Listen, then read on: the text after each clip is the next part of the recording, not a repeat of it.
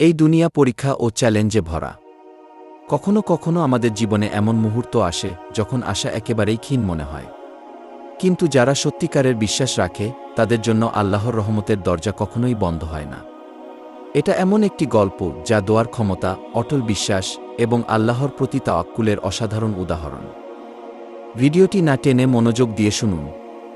আমি তখন আলখানশা হিফজোখানায় পড়ি, বয়স 15 থেকে 16 হবে। আমাদের হালাকায় এক মাঝবয়সী মহিলা ছিলেন, আফ্রিকান মহিলা। একদিন দুয়া কবুলের তালিম চলছিল, তখন সেই মহিলা কান্না করতে করতে বলেন, আমার মেয়ে অনেক জিদ্দি, সে এমন কিছুর আবদার করছিল যা আমরা সবাই বুঝতাম যে বিষয়টা অসম্ভব। তার বয়স হচ্ছিল, তার জন্য আমাদের গোত্রীয় ছেলেদের কত প্রস্তাব আসে কিন্তু সে রাজি হয় না। সে কালো চামড়ার, সে অনেক লম্বা আর অনেক স্বাস্থ্যবতী, আমাদের গোত্রে এমন মেয়ে মানে অনেক সুন্দরী। কিন্তু এই আরবে তো কালো স্বাস্থ্যবতী মেয়েরা সুন্দরী না, আরবরা সাদা চামড়ার পাতলা ফিনফিনা মেয়ে পছন্দ করে।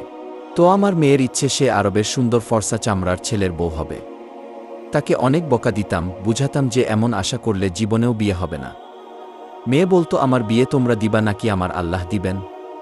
কদিন পর আমার বড় ছেলে এক আরবের পক্ষ থেকে প্রস্তাব আনল, আমরা সবাই অনেক খুশি হয়েছি। কিন্তু আমার মেয়ে না করে দিল। কারণ সেই আরব লোকটা বৃদ্ধ ছিল আর তার আগের 3 বউ ছিল। আমার মেয়ের খুব রাগ হলো আর আমাদেরকে সাফ জানিয়ে দিল সে দিনদার, আরব, নীল চোখওয়ালা সুন্দর যুবক চায় আল্লাহর কাছে। তার জন্য যেন আমরা কেউ পেরেশান না হই।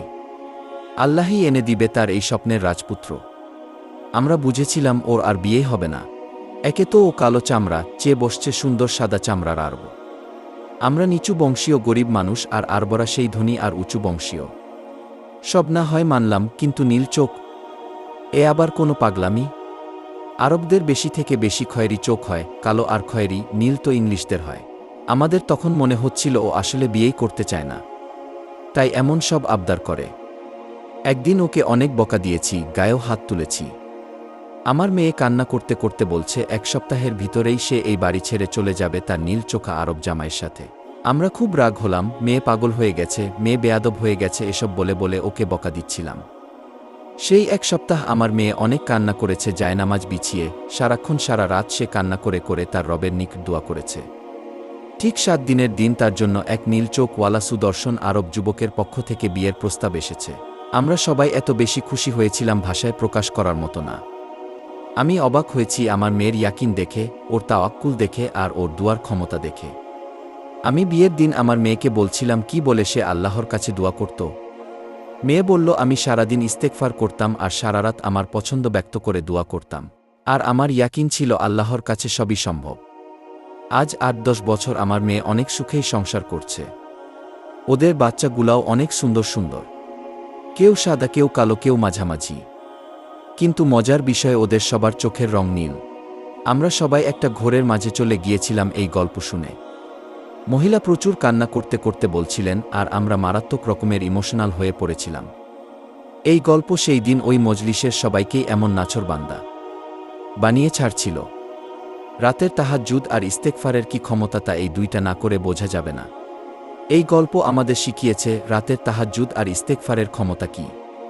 যদি কেউ অটল বিশ্বাস আর তাওয়াক্কুল নিয়ে আল্লাহর কাছে দোয়া করে, আল্লাহ তাকে এমনভাবে পুরস্কৃত করেন যা মানুষের কল্পনাকেও ছাড়িয়ে যায়।